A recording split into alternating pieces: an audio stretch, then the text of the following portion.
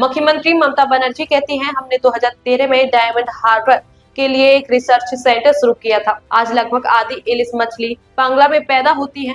पहले सारे अंडे हैदराबाद से आते थे, अब बांग्ला में 90% अंडे हम पैदा करते हैं।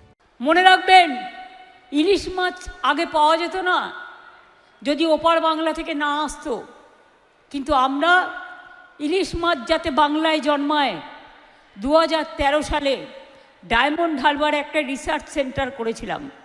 আজ কিন্তু মনে রাখবে, অঢেল ইলিশ মাছ বাংলায় উৎপাদন হয়।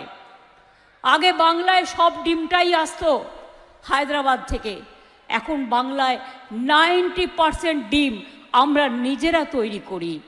এমনকি চুনো মাছ, পুঁটি মাছ, সেগুলো সংরক্ষণের জন্য আমরা চুনো, পুঁটি এদের জন্য সংরক্ষণের ব্যবস্থা করেছি।